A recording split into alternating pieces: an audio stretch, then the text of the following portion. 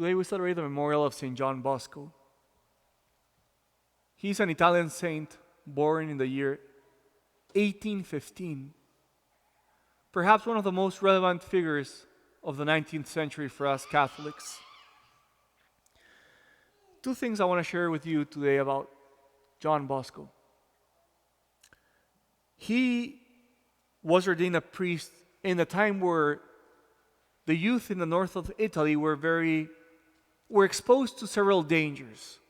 They were employed and they couldn't get to study. They had no mentors.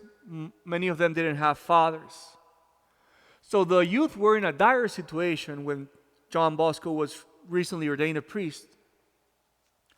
And what really moves me about St. John Bosco is that though the problem felt overwhelming and perhaps beyond the strength of one single person, how can you change social structures? St. John Bosco decided to do something. He didn't just say, well, this is too big, too overwhelming, there's nothing for me to do. He tried to do something, and he tried to do something for the youth. And these efforts that he did for the youth came with a lot of opposition.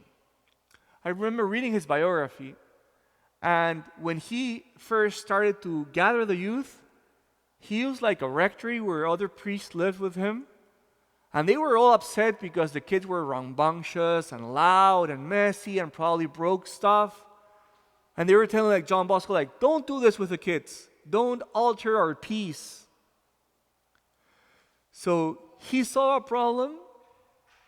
He wasn't discouraged by the problem, even though the problem was huge. He decided to act. And he acted even when he found great opposition.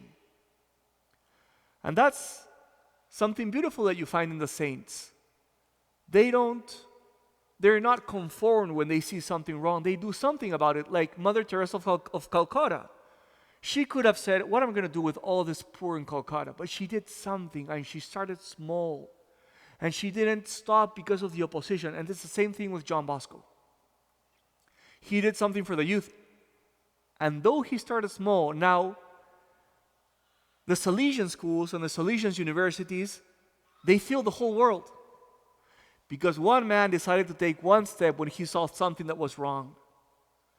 So I guess this also brings up the question, what am I seeing around me that's wrong, that I'm failing to act even in a small way? The second thing that I want to share about Don Bosco is that he was very devout of St. Francis de Sales. And that's why he named his religious order the Salesians. What did he admire of St. Francis de Sales? He admired the tenderness and the kindness and the fact that he knew that the best strategy to gain someone for the Lord is love and patience. I once read about St. John Bosco. Maybe this is legend, but they say that in all of his years with the youth, and he was, dealing with sometimes delinquents, he never once chastised or punished one. He always gained them over with love. And that's what he said that was lacking for the youth. They needed someone to love them. It is said also of St. John Bosco, maybe this is a legend too, that by himself he promoted 10,000 priestly vocations. Maybe this is too much. I don't know. But I do know that the youth loved him. And even when he was alive, already the Salesians were in distant countries like Argentina. And now the Salesians, to the best of my knowledge, they're the second largest order in the world, just below the Jesuits. And they're much younger than the Jesuits. John Bosco also had the strategy when he met the youth. He knew tricks, sleight of hand, and he was a magician. And he also was like an acrobat. And he used everything that he could to bring the youth closer to the Lord. So I would say, number one, remember, if you see something that's wrong around you, Even if the problem seems overwhelming, remember that it's better to do something than to do nothing.